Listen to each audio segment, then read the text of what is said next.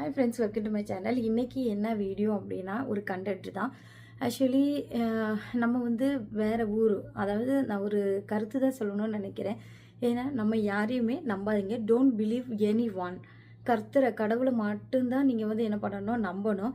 நான் படித்த பாடம், என்னோடய லைஃப் எக்ஸ்பீரியன்ஸ் வச்சு தான் நான் உங்களுக்கு இது சொல்லலாம். நேற்று நினச்சேன், முந்தானத்து நினச்சேன், சரி சொல்லலாமா வேண்டாமான்னு யோசித்தேன். என்ன மாதிரி நிறைய பேர்த்துக்கு இதே மாதிரி கஷ்டங்கள் வந்திருக்கும். ஸோ அதுதான், நம்ம யாரையுமே பாசமாக அதாவது நம்ம கூட பிறந்தவங்களையும் சரி, கணவனாக இருந்தாலும் சரி, நம்ம கூட வேலை பார்த்தவங்க. நான் இப்போ என்ன பண்ணேன் அப்படின்னா, என்னோட கூட ஒர்க் பண்ணுற ஒரு பொண்ணை வந்து நல்ல ஸ்நேகிச்சேன். அதாவது எப்படின்னா, ரொம்ப பாசமாக அவள் தங்கச்சின்னா தங்கச்சி, அவளை குழந்த மாதிரி நம்ம பார்த்துக்கிட்டோம்.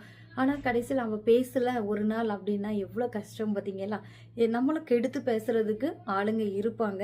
ஸோ அதனால் நம்ம யார் மேலேயுமே பாசமே வைக்கக்கூடாது. கடவுளை மட்டும் நம்பணுங்கிறத நான் வாழ்க்கையில் கற்றுக்கொண்ட பாடங்கள். இப்போ நான் தனிமையாக இருக்கிறேன், அது நான் தனிமையாக இருக்கேன்னு நான் ஒரு நாள் ஃபீல் பண்ணதில்லை. கர்த்தரோட பாடங்கள், அதாவது அவர் நமக்கு கற்றுக் கொடுத்துருப்பாங்கல்ல, வசனம், பாடல்கள், இதெல்லாம் நம்ம கேட்கும் போது மனசு அவ்வளோ சந்தோஷமாக இருக்குது. அதாவது உன் தாயின் வயிற்றின் முன்பே நான் தெரிந்து கொண்டேன்னு சொல்லிட்டு பைபிளில் வசனம் இருக்குது.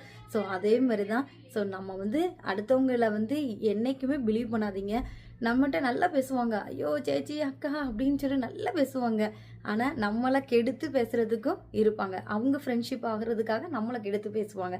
ஸோ யாரையுமே நீங்கள் நம்பாதீங்க. யார்கிட்டையும் ஃப்ரெண்ட்ஷிப்போ, நமக்குன்னு வயிற்றில் பிறக்கிற பிள்ளைங்க தான் பாசமாக இருக்குமே தவிர, அதுமாரி நம்ம பெற்ற அப்பா அம்மா தான். வேற ஒருத்தவங்களை போயிட்டு, ஐயோ நீங்கள் எங்கள் அப்பா மாதிரி இருக்கீங்க, எங்கள் அம்மா மாதிரி இருக்கீங்க அப்படின்னு சொன்னால் யாருமே உங்கள் மேலே பாசமாக இருக்க மாட்டாங்க.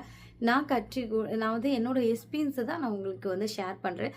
ஸோ அதனால யாரையுமே நம்பாதீங்க. உங்களை மட்டும் நம்புங்க. நீங்கள் உங்களை நம்புனீங்கன்னா ஆண்டவர் பெரிய காரியங்களே செய்வாங்க. நான் என்னோடய லைஃப்பில் இது வந்து ஒரு பாடமாக எடுத்துக்கிட்டேன்.